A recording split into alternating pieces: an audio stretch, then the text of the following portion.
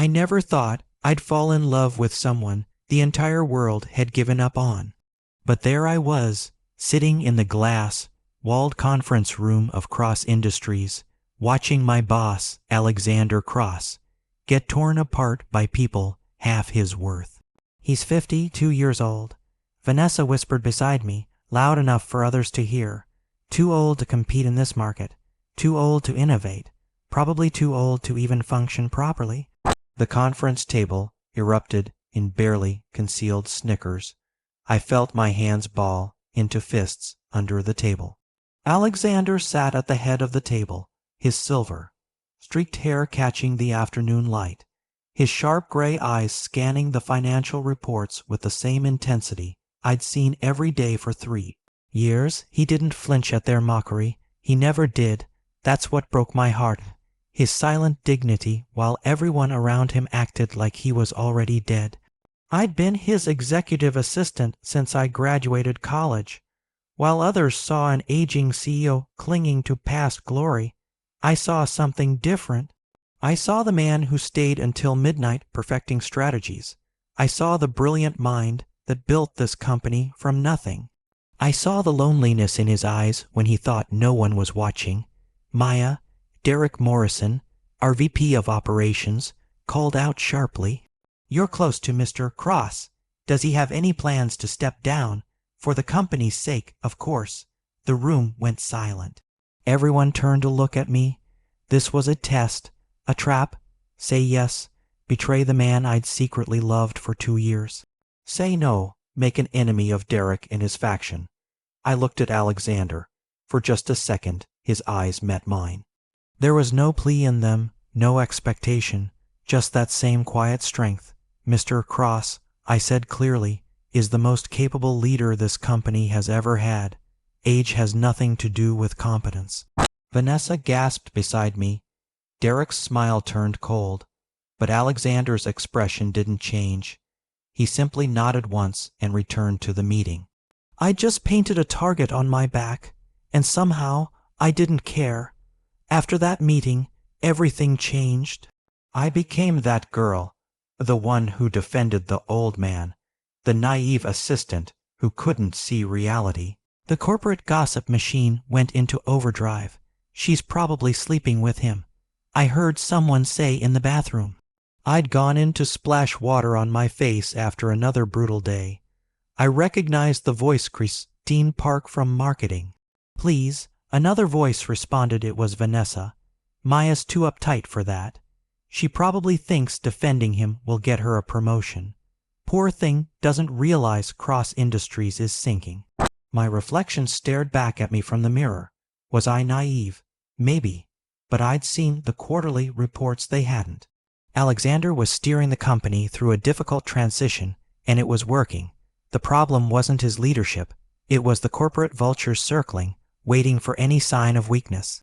That evening, I stayed late finishing Alexander's schedule for the Investors' Summit next month. The office was empty, the city lights twinkling through the floor, thus eeling windows of the executive floor. "You should go home, Maya." His voice startled me. Alexander stood in his office doorway, tie loosened, looking exhausted.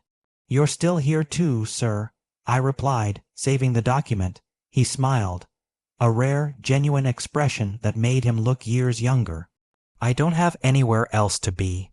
The admission hung in the air between us. I knew he was divorced. Eleanor had left him 5 years ago for a younger man, and the scandal had been brutal. Society pages called it the natural order. Older man left by wife who wanted a real life. Neither do I said quietly. He looked at me then, really looked at me, and I saw something flicker in his eyes. Surprise. Recognition, but then his professional mask slipped back into place. "You have your whole life ahead of you," he said. "Don't waste it on a company that might not survive the year."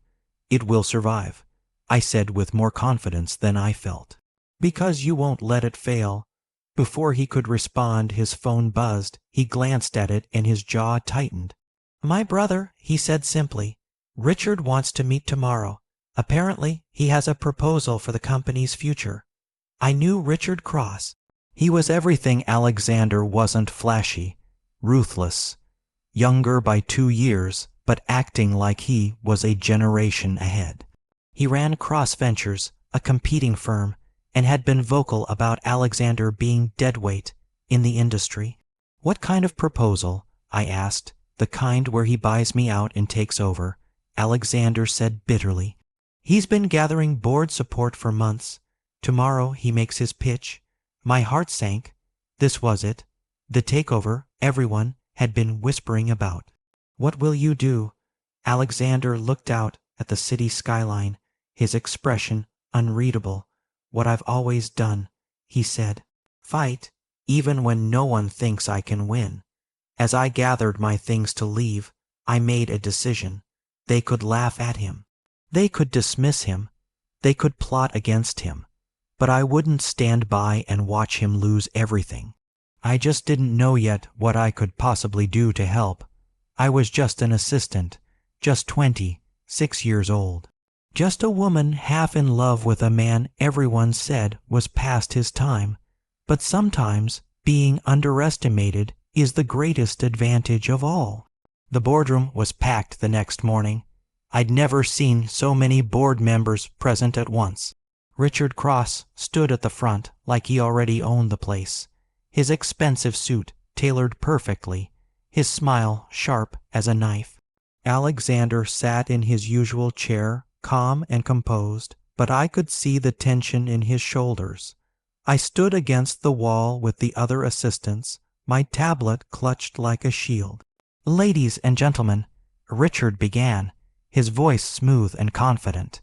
"We all love my brother, but love doesn't pay dividends. Cross Industries has been stagnant for 3 years. The market is changing, and we need leadership that understands modern consumers." He clicked to the next slide. "I'm proposing a merger. Cross Ventures will absorb Cross Industries. Alexander will receive a generous retirement package, and I'll take over as CEO. Everyone wins." Everyone except Alexander. I muttered under my breath. Vanessa, standing next to me, shot me a warning look. But I didn't care anymore. Mr. Harrison, the oldest board member, leaned forward. "Alexander, you've had 3 years since your divorce to turn things around. Be honest. Has your personal life affected your performance?" The room went dead silent. This was the question they'd all been thinking. The divorce from Elinor, the scandal, the tabloid photos of her with her new husband. Young, successful. Everything Alexander supposedly wasn't anymore. Alexander stood slowly. For a moment, I thought he might actually concede. My heart hammered in my chest. "My personal life," he said quietly, "taught me what really matters.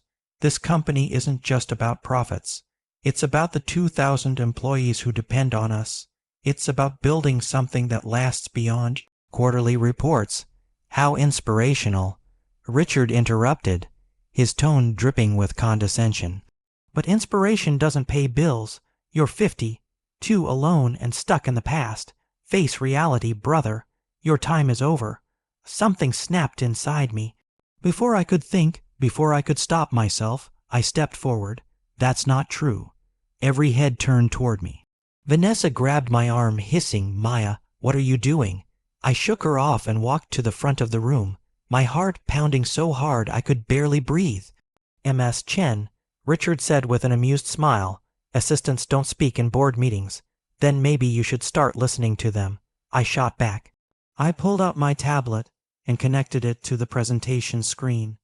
"Because while you've been planning this takeover, I've been watching the actual numbers." I pulled up the analysis I'd been compiling for months, data Alexander didn't even know I'd been tracking. Cross Industries' revenue isn't stagnant. We're in a strategic repositioning phase. Mr. Cross has been investing in sustainable technology sectors that won't pay off for 2 more quarters, but when they do, will dominate markets that Cross Ventures hasn't even entered yet. I showed graph after graph, projection after projection.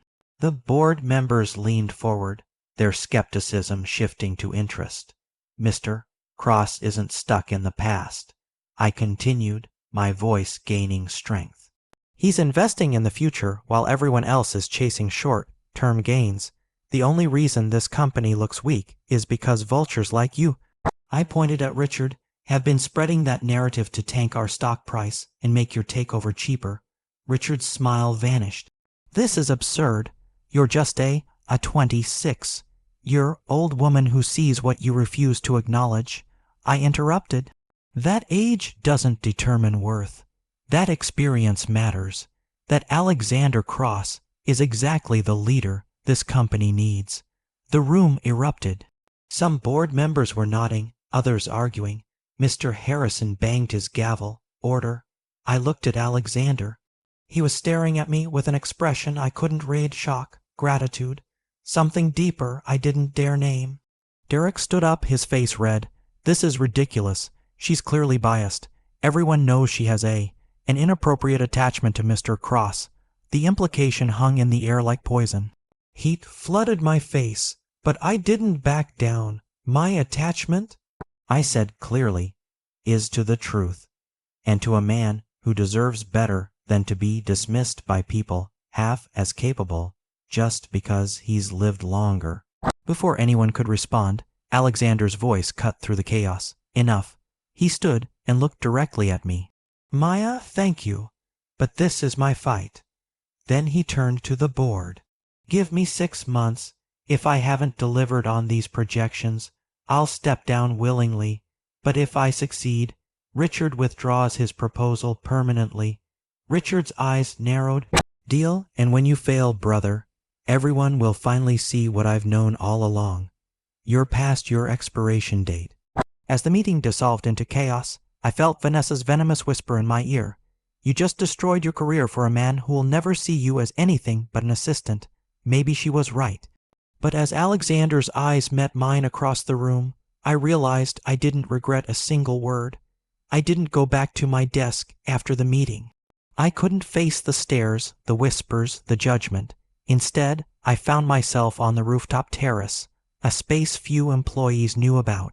The cold wind bit at my skin, but I welcomed it. What had I just done? I'd humiliated Richard Cross in front of the entire board. I'd made enemies of half the executive team. I'd basically announced to the world that I had feelings for my boss. Hiding, Sophie's voice made me turn. My best friend stood there with 2 coffee cups, her expression concerned. Sophie worked in legal 2 floors down, and she was the only person in this building I truly trusted. "How did you even know I was up here?" I asked, accepting the coffee gratefully. "Christine from marketing texted me. Apparently, the whole building is talking about how Alexander Cross's assistant just went feral in the board meeting." She studied my face. "Are you okay?" "I think I just ended my career," I said honestly. Sophie leaned against the railing beside me. "Or started something bigger. Maya, I've known you since college. You don't do impulsive. So what's really going on?" I took a shaky breath. "I'm in love with him, Sophie. I have been for 2 years." Saying it out loud made it real, terrifying and real. "The CEO, who's twice your age?" Sophie asked gently, without judgment. "The man everyone's trying to destroy?" "Yes." I laughed bitterly. "How stupid is that?" "Not stupid," Sophie said thoughtfully. "Complicated, dangerous, but not stupid." She paused. "Does he know?" "Of course not. He sees me as his assistant, a kid. Today was probably just embarrassing for him." Before Sophie could respond, the rooftop door slammed open. Derek Morrison strode toward us, his face twisted with anger. "Sophie, leave," he commanded. "This doesn't concern you." Actually, Sophie started, but I touched her arm. "It's okay, go." She hesitated, then squeezed my hand and left, shooting Derek a warning look.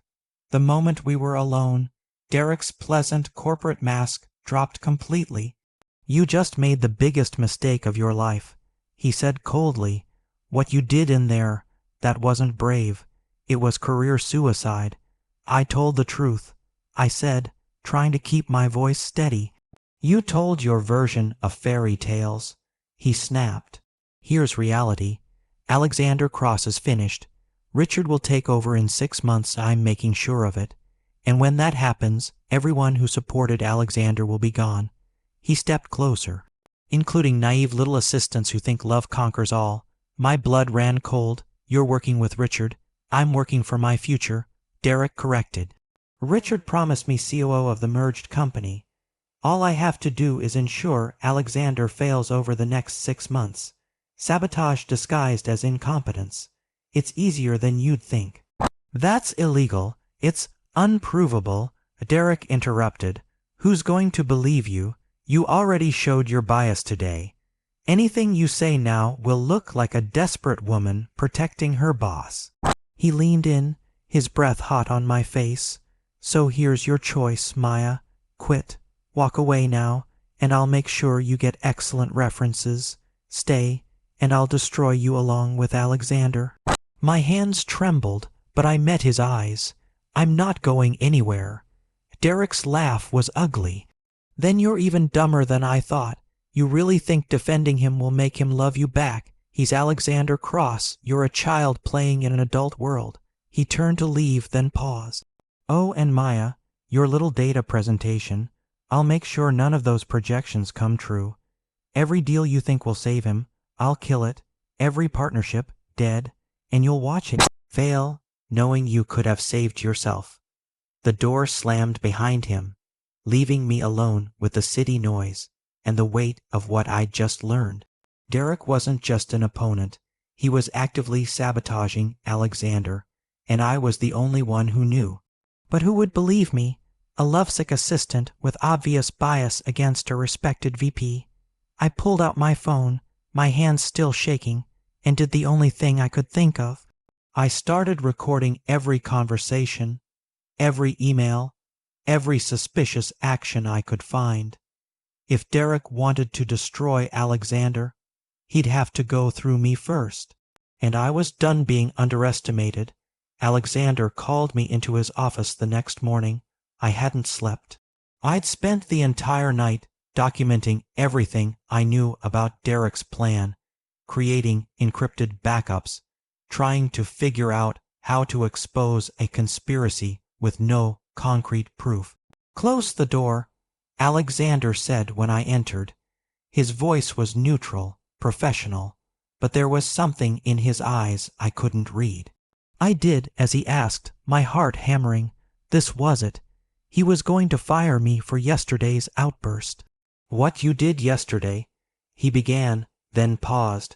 It was inappropriate. I finished for him. Unprofessional. I'm sorry, sir.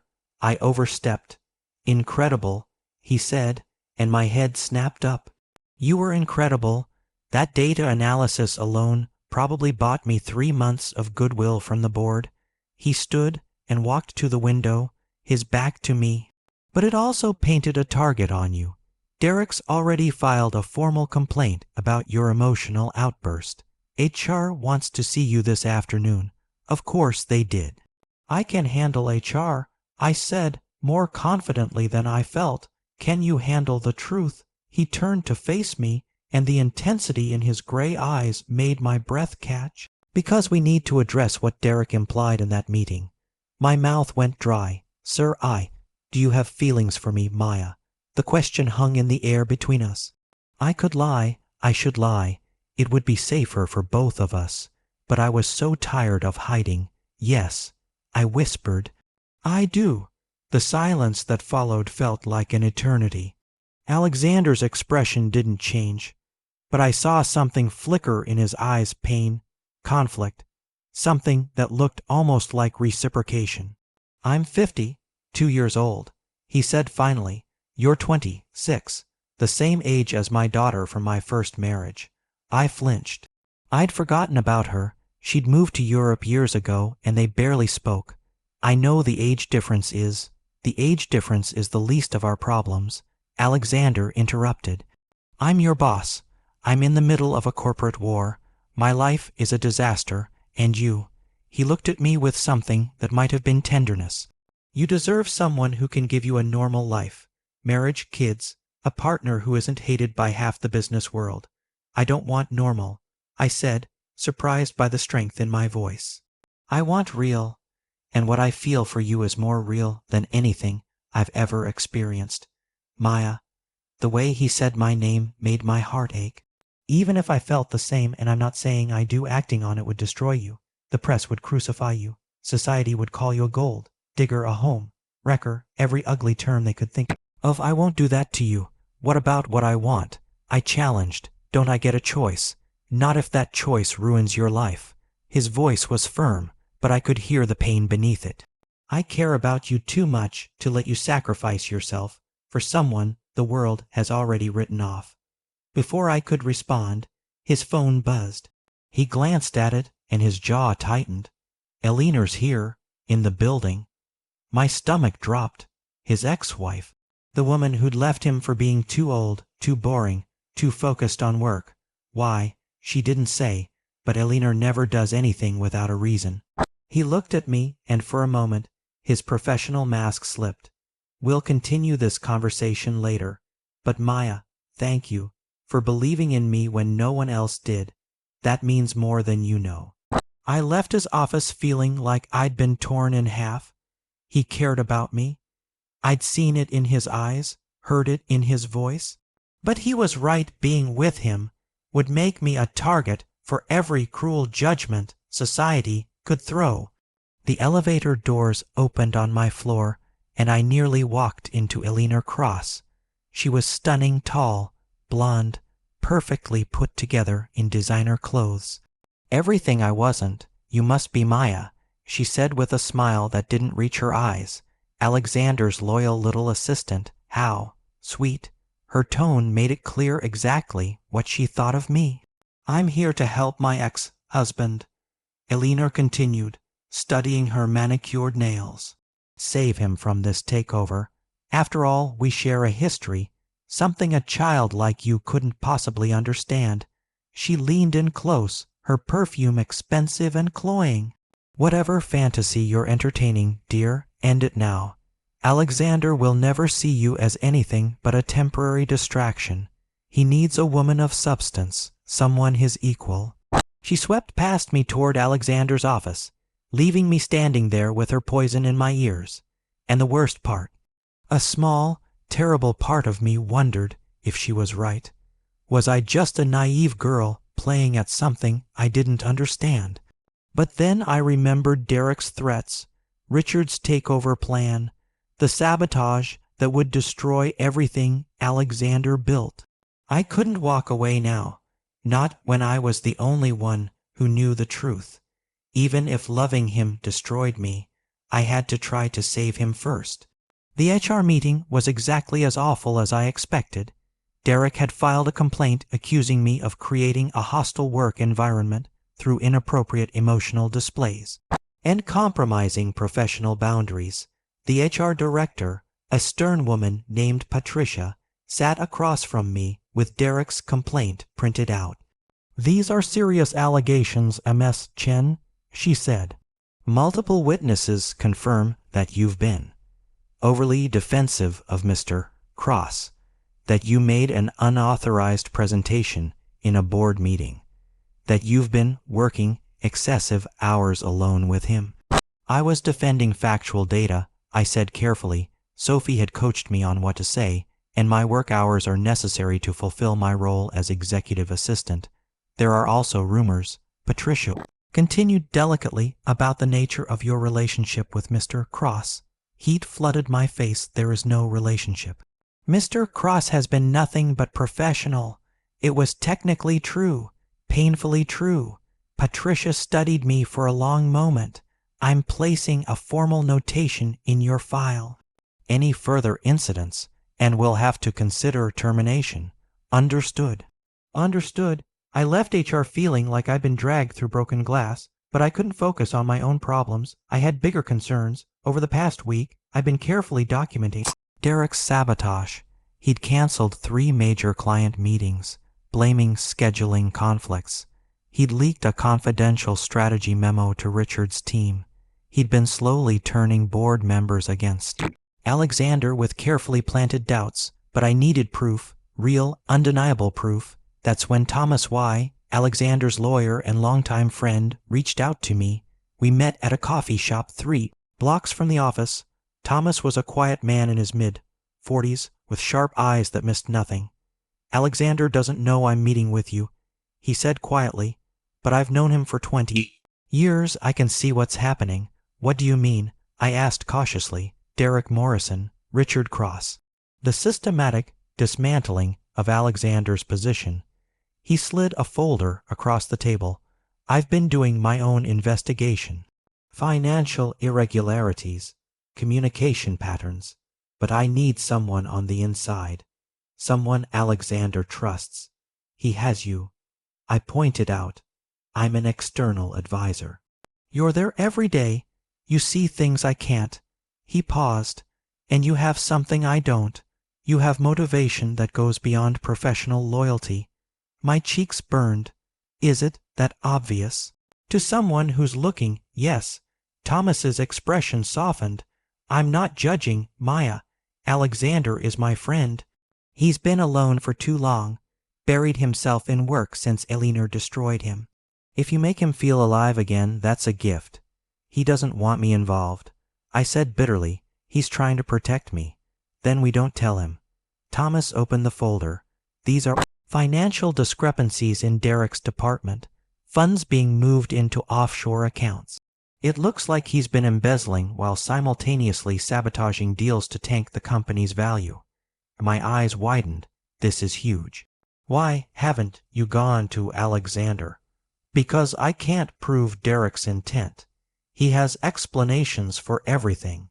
I need communication, emails, recordings, something that shows premeditation." He looked at me directly. "I heard you had a confrontation with Derek." "Did he say anything incriminating?" This was it, my chance to expose Derek, but it would mean admitting I'd been secretly recording people without their knowledge. It would mean making myself even more of a target. He threatened me. I admitted, told me he was working with Richard, that he's been sabotaging Alexander's deals deliberately. "Did you record it?" I hesitated, then nodded. "Show me." I pulled out my phone with shaking hands and played the recording. Derek's voice filled the small coffee shop. "Richard will take over in 6 months, so I'm making sure of it." Sabotage disguised as incompetence. Thomas's eyes lit up. "This is it. This is what we need. But I recorded it without his consent. Is it even legal? In this state, 1. Party consent is legal. You're covered." He grabbed my hand. "Maya, this recording could save Alexander's company, but we need to be strategic about when and how we use it." Before I could respond, my phone buzzed. A text from an unknown number. "I know what you're doing. Back off or everyone will know about your pathetic crush, including the press." My blood ran cold. Someone was watching me. "What's wrong?" Thomas asked, seeing my expression. I showed him the text. His jaw tightened. "They're scared, which means we're onto something big." "Who's they?" I asked. "Derek, Richard, Eleanor, maybe all 3. Thomas stood. "We need to move carefully now. They know you're a threat." He paused. "Are you sure you want to continue? This just got dangerous." I thought about Alexander, about the resignation I'd seen in his eyes when he talked about losing his company, about the loneliness he tried so hard to hide. "I'm sure," I said. "Then here's what we do." Thomas leaned in, his voice dropping to a whisper. "We set a trap." As he outlined the plan, I realized I was crossing a line I couldn't uncross. I was moving from assistant to active player in a corporate war, from observer to participant, and if we failed, I wouldn't just lose my job. I might lose everything. The Investors' Gala was the social event of the year where corporate power players gathered in $1,000 suits to make deals and destroy enemies under crystal chandeliers. Alexander had to attend. Richard would be there, circling like a shark. Eleanor had made it clear she'd be on Alexander's arm, showing united family support, and I had to watch it all happen. "You look beautiful," Sophie said, adjusting my dress.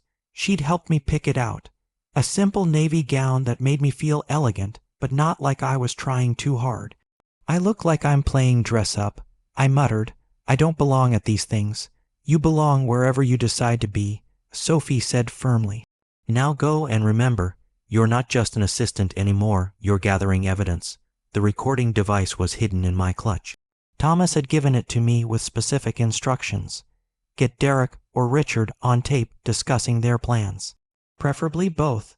The ballroom was magnificent.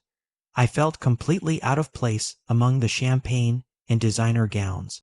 Then I saw Alexander. He stood near the bar, looking impossibly handsome in his tuxedo. Elinor clung to his arm like a possession, her red dress cut provocatively low. She was telling some story to a group of investors, laughing, playing the role of devoted ex-wife. Alexander's eyes found mine across the room. For a moment, everything else disappeared.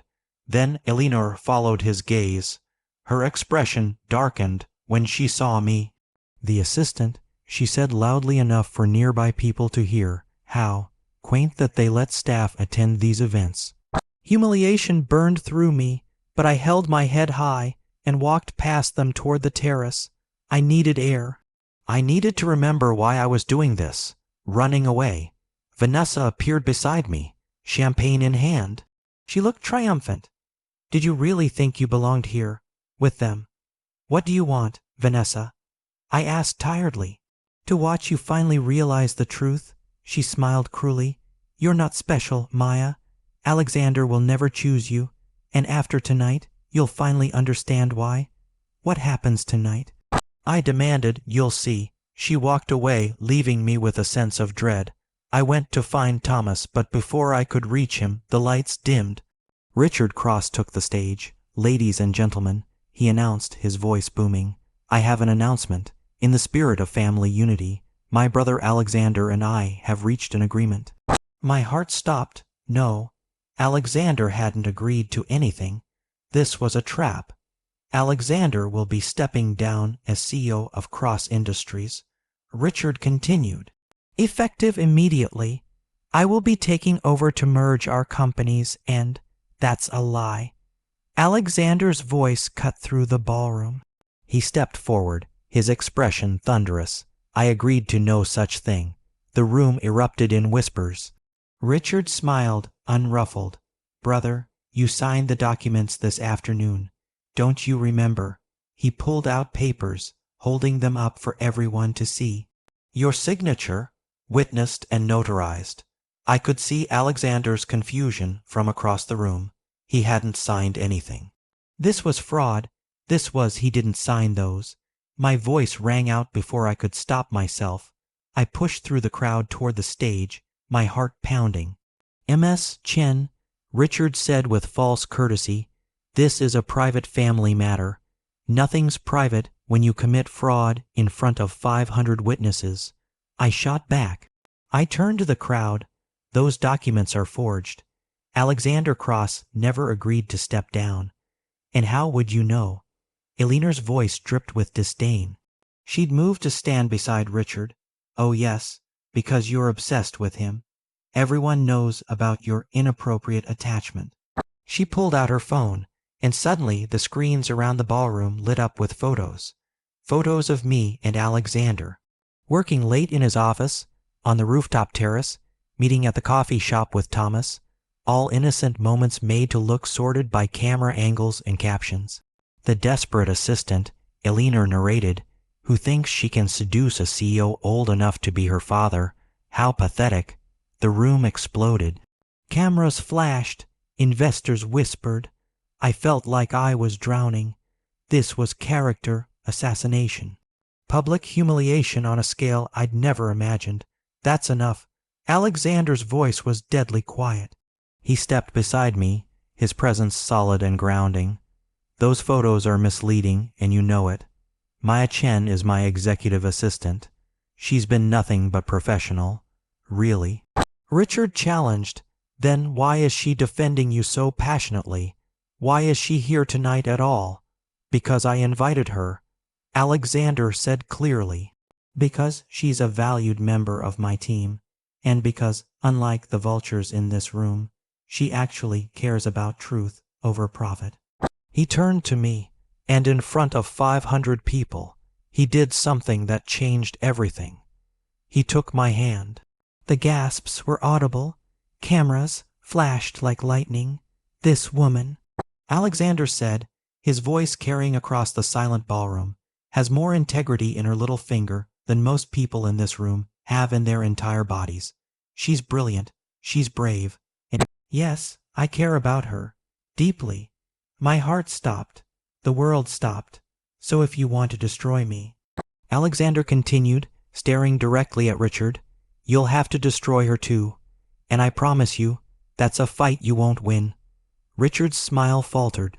Eleanor looked furious, and I stood there, my hand in Alexander's, feeling like I'd stepped off a cliff into freefall. You just committed career suicide, Richard hissed. For what? For her? No, Alexander said quietly.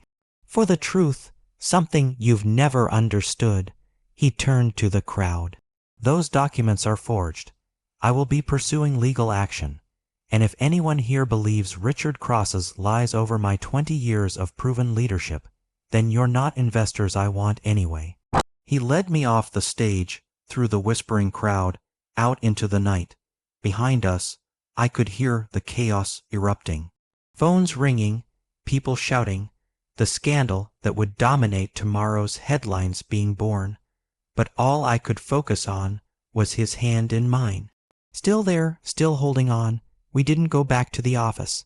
Alexander drove us to his penthouse, a place I'd only been to once before to drop off documents. It was minimalist, expensive, and achingly lonely. I'm sorry, he said the moment the door closed. I didn't mean to expose you like that. I just couldn't. I couldn't stand there and let them destroy you. You just destroyed yourself, I said, my voice shaking. Defending me like that, in front of everyone, the press will crucify you. Let them. He poured himself a whiskey, his hands surprisingly steady. I'm tired, Maya. Tired of playing games. Tired of pretending I don't feel what I feel. My heart hammered. What do you feel? He set down the glass and looked at me, really looked at me. Like I'm 50, 2 years old and falling for a woman half my age. Like I'm a fool. Like I should push you away for your own good. But also like maybe, for the first time in years, I'm actually alive. I crossed the room to him, then stopped pushing me away. You don't understand what you're asking, he said desperately. Tomorrow morning, your face will be on every business page. They'll call you terrible things. Your family will see it, your friends. Everyone you know will have an opinion about us. I don't care. You should. His voice broke. I'm offering you nothing but scandal and judgment and a relationship that society will never accept. What kind of man does that make me? It makes you human, I said softly. It makes you someone who's finally choosing what he wants instead of what everyone expects. He laughed bitterly. And what I want is impossible. You, me, any kind of future. It's a fantasy. Then let's be delusional together. I reached up and touched his face, because I'd rather have one real moment with you than a lifetime of safe, acceptable choices. Something in his eyes cracked. The walls he'd built so carefully crumbled. Maya, he whispered, I'm going to hurt you. Not intentionally, but I will. Then hurt me. And finally, he kissed me. It wasn't gentle. It was desperate, intense, years of denial breaking like a dam. His hands tangled in my hair, pulling me closer like he was afraid I'd disappear. I felt tears on my cheeks. His or mine, I couldn't tell. When we broke apart, we were both breathing hard. We can't go back from this. He said against my forehead, I know. Everything is going to get worse before it gets better. I know. He pulled back to look at me, cupping my face in his hands. Then let me say this clearly, so you understand what you're choosing. I'm in love with you, Maya Chen. Completely, impossibly in love with you. I have been for longer than I want to admit. Joy and terror flooded through me in equal measure. I love you too, I whispered. I know it's crazy and inappropriate and perfect, he interrupted. It's perfect. We spent the night talking about everything, about his fears that he was too old for me, that he'd rob me of experiences, about my certainty that I didn't want those experiences. They weren't with him, about the corporate war waiting for us tomorrow, about his daughter, Sarah, who I'd have to meet, about my parents, who would probably faint when they found out. When dawn broke over the city, reality crashed back in. My phone had 73 missed calls. Social media was exploding. The photos from the gala were everywhere, with headlines like Desperate Gold Digger traps aging CEO, and Cross's midlife crisis goes public. Alexander's phone wasn't much better. Board members demanding emergency meetings, investors withdrawing support, and one text from Richard. "You chose the wrong side, brother. Now you'll lose everything." "He's not wrong," Alexander said quietly, scrolling through the destruction. "This might actually cost me the company." I took his phone and set it aside. "Then we fight, together. Maya, I have evidence," I said. I'd been waiting for the right moment. Derek's recording, Thomas's financial documents, proof that they've been sabotaging you all along. His eyes widened. "What?" I told him everything about Derek's threats, Thomas's investigation, the trap we'd been setting, the evidence we'd gathered. "Why didn't you tell me?" he asked. "Because you would have tried to protect me, made me back off." I smiled. "Too late now." He stared at me, then started laughing. Real, genuine laughter. "You brilliant, reckless, impossible woman." "Is that a compliment?" "It's a proposal," he said, suddenly serious. "Not marriage. Not yet. That would be insane. But a partnership. You and me against all of them." He held out his hand. "What do you say?" I looked at his outstretched hand, at the man who'd finally let me in, at the battle waiting for us, at the impossible, improbable, beautiful mess we'd created. I took his hand. "Let's show them what no one dares to do," I said. Outside, the sun rose on the scandal that would define us, but inside, we were already planning our revolution. Monday morning came like an execution. I walked into Cross Industries with my head high, Alexander beside me. We'd agreed to face it together. The lobby went silent when we entered. Every employee stared, some with shock, some with judgment, some with barely concealed glee at the drama. Vanessa stood by the elevators, her expression triumphant. "Well," she said loudly, "I guess we know how some people get ahead in this company." I felt Alexander tense beside me, but I squeezed his hand, our agreed signal to stay calm. "Good morning, Vanessa," I said pleasantly. "How's life in Derek's shadow?" Her smile faltered. Before she could respond, we were in the elevator, doors closing on the whispers. "That was satisfying," Alexander murmured. "I've wanted to say that for years. I'm a terrible influence on you," I replied. "The best kind." The executive floor was worse. An emergency board meeting had been called for 10 a.m. Alexander's office had been ransacked, files missing, computers tampered with. "They're trying to destroy evidence," Alexander said grimly. "Or plant false evidence," I countered. "Good thing Thomas has backups." Thomas arrived minutes later with his legal team. "And he wasn't alone. I believe you've met Maya's father," he said. My heart stopped. Dad stood there in his business suit, his expression unreadable. James Chen, a respected accountant, conservative and traditional, the man who'd raised me to follow rules and avoid scandal. "Dad," I whispered. "What are you?" "Thomas called me last night," he said, "told me what's really happening, showed me the evidence." He looked between me and Alexander, his jaw tight. "I saw the news this morning, the photos, the headlines. Dad, I can explain." "No." He held up a hand. "Let me speak first." He turned to Alexander. "You're in love with my daughter." It wasn't a question. "Yes," Alexander said simply. "I am. You're old enough to be her father. This relationship will bring her nothing but judgment and pain." Alexander's jaw tightened, but he didn't deny it. "Yes, and yet she chose you anyway, risked everything for you." Dad looked at me, and I saw something unexpected in his eyes. "Pride, my daughter doesn't make reckless choices. She's the smartest person I know. So if she believes in you enough to face this scandal, then I have to trust her judgment. Tears burned my eyes. Dad, I don't like it, he continued firmly. I wish she'd fallen for someone age appropriate and simple, but I respect her enough to support her choices, even the complicated ones. He extended his hand to Alexander. Hurt her, and I'll destroy you myself. Understood? Alexander shook his hand. Understood, and sir, I'll spend the rest of my life trying to deserve her. You'd better. Dad turned to me. Now, Thomas tells me you have evidence that can save this company. Show me. The board meeting was a battlefield. Richard sat at one end of the table, Eleanor beside him, Derek lurking behind. Their faction had grown 8 board members now openly supporting the takeover. Our side had 5. Mr. Harrison, the deciding vote, sat in the middle, his expression neutral. This is a farce, Richard announced. Alexander's relationship with his assistant proves he's unfit to lead. It's a clear conflict of interest, possibly even sexual harassment. Actually, Thomas stood, his voice calm and deadly. What's clear is fraud, embezzlement, and corporate sabotage.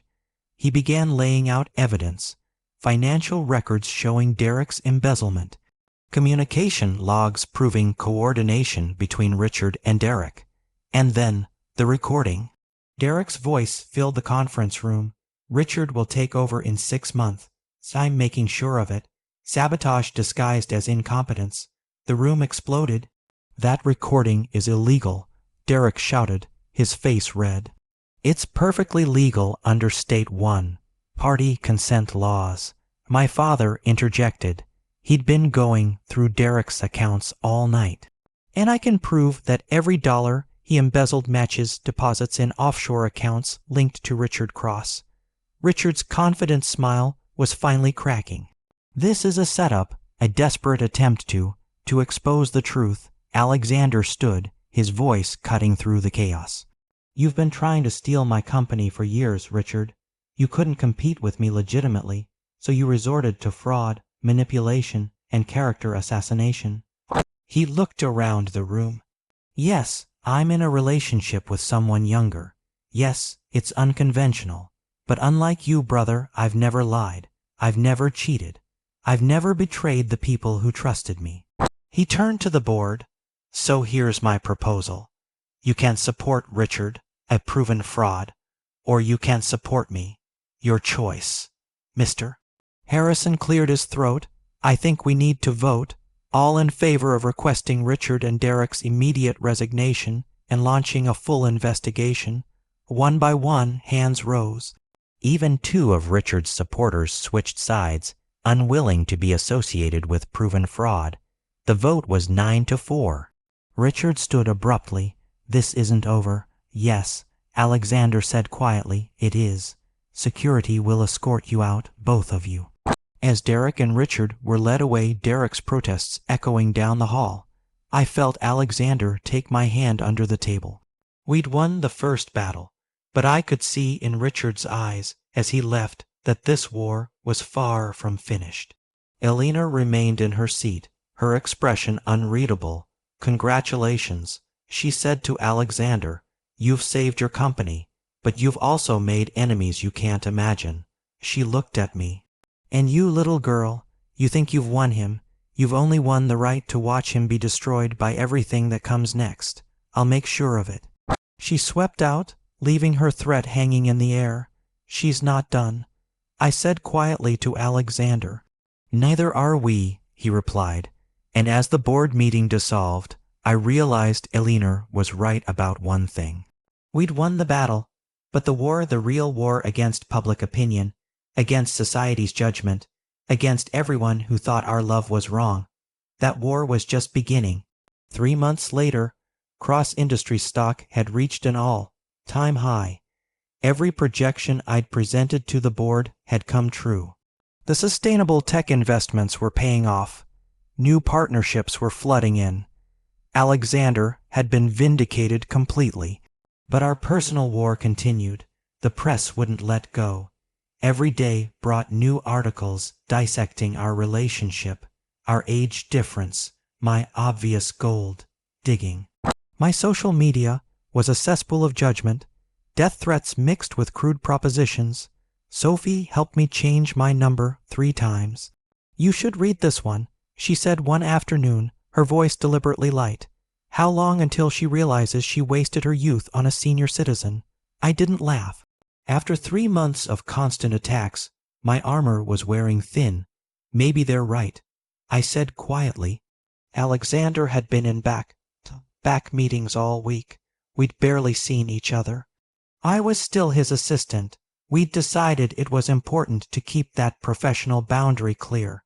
But the scrutiny made every interaction exhausting. "Don't," Sophie said firmly. "Don't let them win."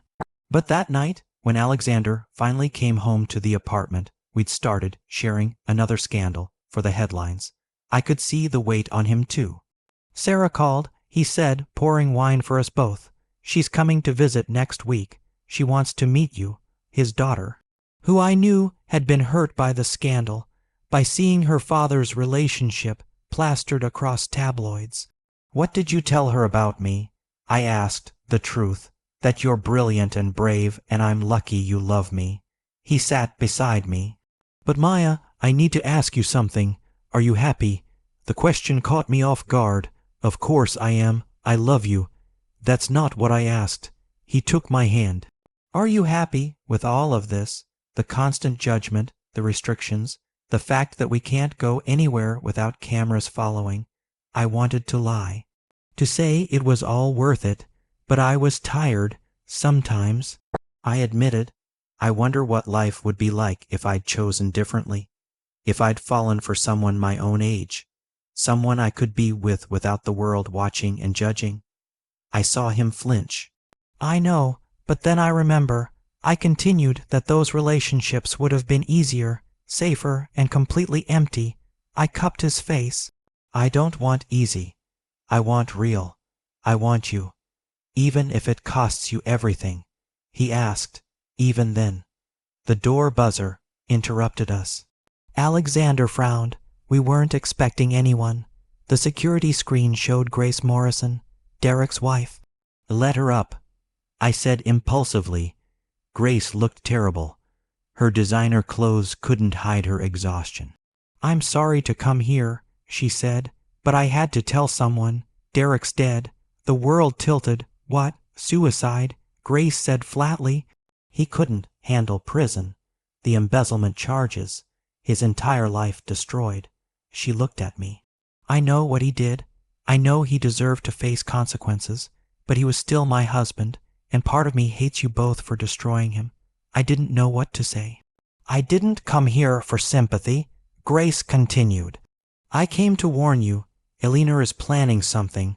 I don't know what, but Derek mentioned it before he died. She has one final play, something that will destroy you both."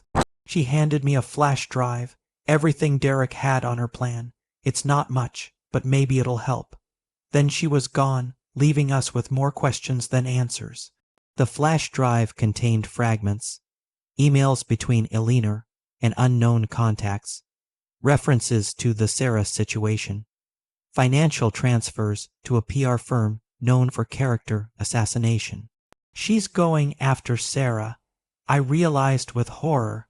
"She's going to turn your daughter against you." Alexander's face went white. "She can't. Sarah wouldn't. She's been hurt by the scandal." I said gently, "Elena knows that. She's going to exploit it." The next week, Sarah Cross arrived. She was beautiful, successful, and looked at me with barely concealed hostility. "So you're the woman who seduced my father," she said at our first dinner. "I didn't," I started. "Sarah," Alexander said firmly. "No, Dad, let me speak." She turned to me. "You're 6 months younger than me. My friends saw the photos. Do you know how humiliating it was? Everyone asking if my dad was having a midlife crisis, if you were using him. I love him." I said simply, "Everyone says that. Not everyone stays when it gets hard." I countered, "Not everyone faces death threats and public humiliation and constant judgment just to be with someone." That gave her pause. Over the next 3 days, I didn't try to win Sarah over. I just lived my truth. She saw me working 18-hour days. She saw Alexander and me navigating our complicated relationship. She saw that what we had was real. On her last night, she found me on the penthouse balcony. "I still think this is weird," she said bluntly. "I know, but I also see that he's happier than he's been in years, since before Mom left." She hesitated. "And you make him laugh. I forgot he could do that. Does this mean?" "It means I'm willing to try," Sarah said. "To get to know you, to accept this, whatever this is." She held out her hand, and I took it. One more battle won. But Eleanor's final attack was still coming, and this time I wasn't sure we'd survive it. Epilogue. What no one dared the headline read. Maya Chen named youngest VP in Cross Industries history. I stared at my new office corner suite. City views. Everything I'd worked for. But the trolls were already swarming online, sleeping her way to the top. What did we expect? This is why you don't mix business with pleasure. I should have been angry. Instead, I just felt tired. "Don't read the comments," Sophie said, bringing me coffee in my new office. "You earned this. Everyone who matters knows that." She was right. Alexander had recused himself from the promotion decision entirely. The board had voted unanimously based on my work, the strategic plans that saved the company, the deals I'd closed, the vision I'd brought. But truth didn't matter to people who'd already decided I was a villain. Maya. Alexander appeared in my doorway. Even after 6 months, seeing him still made my heart race. "Can we talk?" He closed the door and pulled me into his arms. "I'm so proud of you," he whispered. "Even though people think." "I don't care what people think anymore," he interrupted. "I know the truth. You know the truth. That's enough, is it?" I asked. 6 months of constant scrutiny had taken its toll. Because sometimes I'm not sure it is. Sometimes I think about what our life could be without all this judgment. "Then let's give them something new to talk about," he said. He pulled a small box from his pocket. I stopped breathing. "Alexander, I know it's too soon. I know people will say I'm trying to lock you down before you realize you can do better. I know 1,000 reasons why this is a terrible idea." He opened the box, revealing a simple, beautiful ring. "But I also know that I want to spend the rest of my life with you, however much time that is." Tears blurred my vision. "You're 53 years old," I said. "I'm 27. People will say that I'm robbing you of your youth, that you're after my money, that we're both delusional." He smiled. "Let them. I'll never have a normal life," I continued. "Children might be complicated. Your health will decline before mine. We'll face judgment every single day." "I know," he said softly. "And I'm asking you anyway, because abnormal with you is better than normal with anyone else." I thought about everything we'd survived. The betrayal, the scandal, the constant attacks, Derek's death, Richard's attempts to destroy us, Eleanor's final play, which had fizzled when Sarah publicly supported us. I thought about choosing the easy path, a man my age, a simple relationship, a life without headlines and hatred. And then I thought about what I told him that first night. "I don't want easy. I want real. Yes," I whispered. "Yes, I'll marry you, even though it's crazy and complicated." And he kissed me, and for a moment the world fell away. When we finally shared the news, the response was exactly what we expected. Half the internet exploded with outrage. The other half celebrated. My parents were cautiously supportive. Sarah sent a text, "Welcome to the family, you're braver than I thought." Sophie cried and told me I was insane and that she'd already started planning the wedding and the business world. They'd never fully accept us. There would always be whispers, always be judgment, but Cross Industries was thriving. My career was my own, and Alexander and I were building something real in the midst of all the chaos. On our wedding day, small and private, Alexander whispered in my ear, "Thank you for daring." "Daring what?" I asked. "To love someone the world said you shouldn't, to fight when everyone told you to give up, to show them all that age is just a number when everything else is right. I kissed him, this man who everyone said was too old for love. This brilliant, complicated, wonderful person who'd been dismissed and written off. Someone had to, I said. Someone had to show them what's possible when you stop caring what society thinks and start living your truth. And as we walked out to face whatever came next, more judgment, more obstacles, more people who would never understand, I realized something important. I hadn't just saved Alexander from his enemies. I'd saved us both from the prison of other people's expectations.